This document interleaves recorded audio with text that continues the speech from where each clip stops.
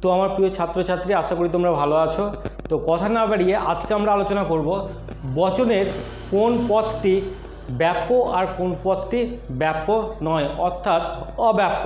তো তোমরা দেখো, আমরা এর আগে আমরা পড়েছি বচন চারটি, এ, ই, আই আর ও। ঠিক আছে, তো দেখো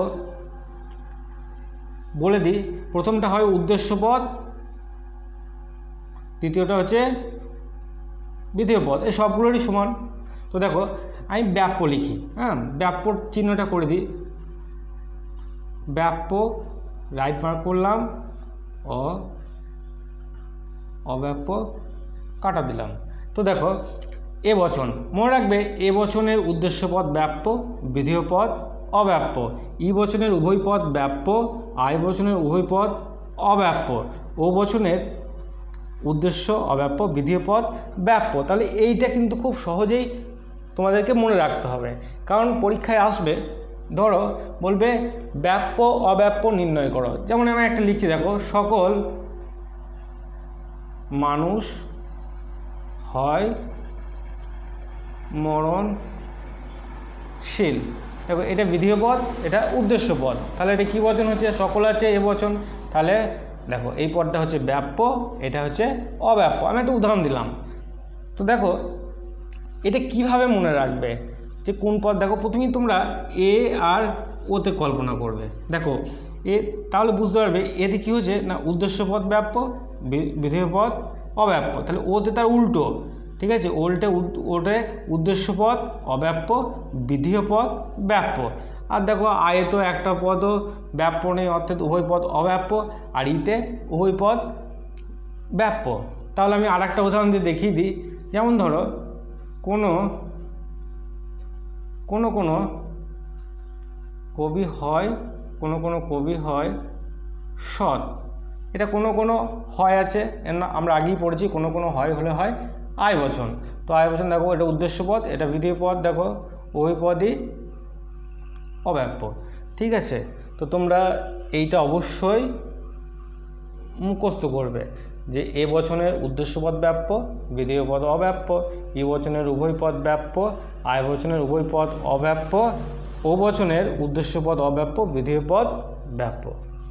তো আমি এবার আলোচনা করব তোমাদের যুক্তিবাক্যে যে প্রশ্নগুলো দেওয়া থাকবে সেগুলো থেকে তোমরা বচন কিভাবে করবে। তো প্রথমেই দেখো বচন তো আছে চারটে, এ, ই, আই আর ও। দেখো কোনো কিছু সম্পর্কে যদি একদম স্বীকার করে নেওয়া হয় তার সার্বিক অংশটাকে নিয়ে, তাহলে সেই বচনটা হবে এ বচন। যেমন ধরো বলেছে সব ফুল সুন্দর। ঠিক আছে, দেখো সব ফুল সুন্দর, কোনো ফুল দেখতে খারাপ হয় না বা অসুন্দর হয় না, তো একদম পুরো বলছে যে সব ফুলই সুন্দর, তো এটা এ বচন হবে। তো এ বচন দেখো লজিক ফর্ম হিসাবে আমরা লিখব সকল ফুল হয় সুন্দর। হয়েছে? তো দেখো এইবার এটাকে যদি অস্বীকার করতো, ধরো বলেছে যে সব ফুল সুন্দর নয়, তাহলে মনে রাখবে তাহলে হবে ও বচন, আর যদি হয় হতো তাহলে হবে এ বচন। ঠিক আছে, এবার যদি এটা নয় বলতো তাহলে কি হতো? দেখো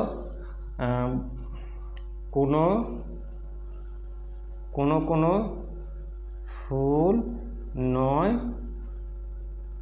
সুন্দর। তো এই যে কোনো হলো, এটা আমি আমার আগের ভিডিওতে দেখিয়েছি, এগুলো পরিমাণক। হ্যাঁ, তো বলে দিই একবার, এ বচনে হয় সকল, হয় আয় বচনে কোনো হয়। ঠিক আছে, ই বচনে কোনো নয়, আর ও বচনে হয় কোনো নয়। তো সে দেখো এখানে কোনো নয় হয়েছে। তো এরকম দেখো যদি বলে প্রত্যেক, পরফেলা, এটাতেও কি না প্রত্যেক ফুল সুন্দর। ঠিক আছে, প্রত্যেক ফুল সুন্দর, দেখো স্বীকার করেছে, তাহলে এটা কি হতো? এ বচন হতো। ঠিক আছে, এ বচন হলে এটা হতো সকল ফুল হয় সুন্দর। আর যদি বলে প্রত্যেক ফুল সুন্দর নয়, তাহলে কি হতো? তাহলে এটা ও বচন হতো কোনো ফুল নয় সুন্দর। তাহলে তোমরা এ আর ওটা বুঝতে পারলে। তো তোমরা এরকম অনেক শব্দ পাবে, সেগুলো মুখস্থ করবে, আমি পরে বলেও দেবো। তো দেখো আমি এবার ই বচনটা বলি। দেখো বলেছে যে মানুষ কখনো দেবতা নয়। দেখো মানুষ কখনো দেবতা হতে পারে, এই কখনো নয় এই ধরনের শব্দগুলো যদি থাকে তাহলে সেটাতে ই বচন করতে হয়। তাহলে ই বচন করব, কি লিখব? কোনো মানুষ নয় দেবতা। হয়েছে? তো এখানে আমি দেখো কোন পদ ব্যাপ্য অব্যাপ্য বলে দিই। দেখো ই বচন হয়েছে, এটা উদ্দেশ্য পদ, এটা বিধেয় পদ, ই বচনের উভয় পদই ব্যাপ্য। ঠিক আছে, তাহলে তোমরা লিখে দেবে যে ই বচনের উদ্দেশ্য পদ মানুষ, ব্যাপ্য মানুষ, উদ্দেশ্য পদ ব্যাপ্য, আর দেবতা বিধেয় পদ। তো আমি এটাও দেখিয়ে দিলাম। তো দেখো আমি আই বচনটা এবার বলি, একটু সব অল্প অল্প করেই বলছি। দেখো তো বলেছে বেশিরভাগ, বেশিরভাগ, তো এটা দিয়েই বলছি বেশিরভাগ মানুষ অসৎ।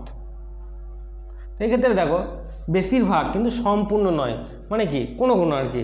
তো আমি এটা লজিক ফর্ম দিয়ে করব, আই বচন কোনো কোনো কোনো মানুষ হয় অসৎ। ঠিক আছে, তাহলে এটা আই বচন হলো। এক্ষেত্রে দেখো উদ্দেশ্য পদ বিধেয় পদ, আই বচনের উভয় পদই অব্যাপ্য, সুতরাং এটা উভয় পদই অব্যাপ্য, তোমরা লিখে দেবে। তো এটা দেখো আর একটা বলি, ধরো দিয়েছে বেশিরভাগ মানুষ অসৎ নয়, অস্বীকার করেছে, সেক্ষেত্রে কি হবে? সেক্ষেত্রে এটা ও বচন হয়ে যাবে। ও বচন কী হয়ে গেল? কোনো কোনো মানুষ নয় অসৎ। বুঝতে পারলে তো? দেখো আর একটা কিছু বলি,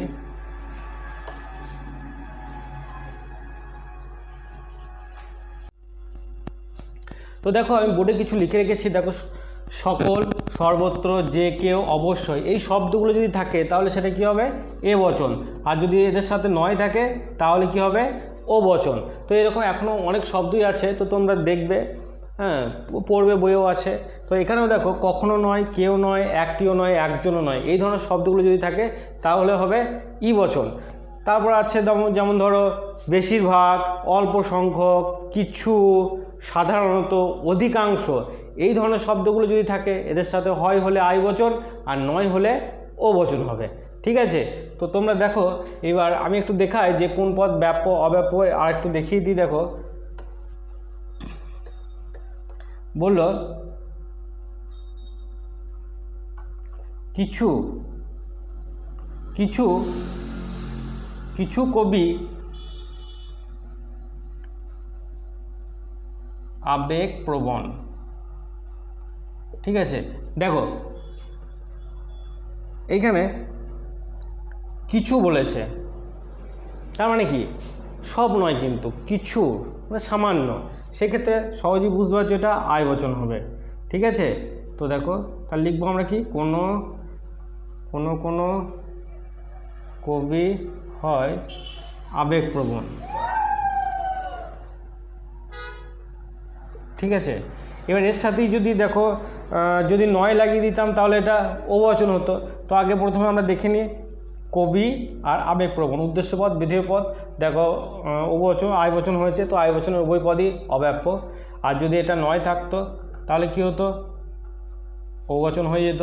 তাহলে ও বচনে দেখো আমরা প্রথমটা কাটা, দ্বিতীয়টা কি হয়েছে? রাইট, অর্থাৎ বিধেয় পদটা ব্যাপ্য হতো। ঠিক আছে, তো আজকে আমি দেখালাম ব্যাপ্য আর অব্যাপ্য। তো তোমরা এর আগের ভিডিওটা দেখবে, তাহলে এটা বুঝতে পারবে। তো নেক্সট ভিডিওতে আমি আরও আলোচনা করব বচন সম্পর্কে, আরও যে ব্যতিক্রমগুলো আছে সেগুলো হচ্ছে খুব ইম্পর্ট্যান্ট, সেইগুলোই এক্সামে আসবে। তো আজকে এতটাই, আগামী ভিডিও খুব তাড়াতাড়ি আমি করব।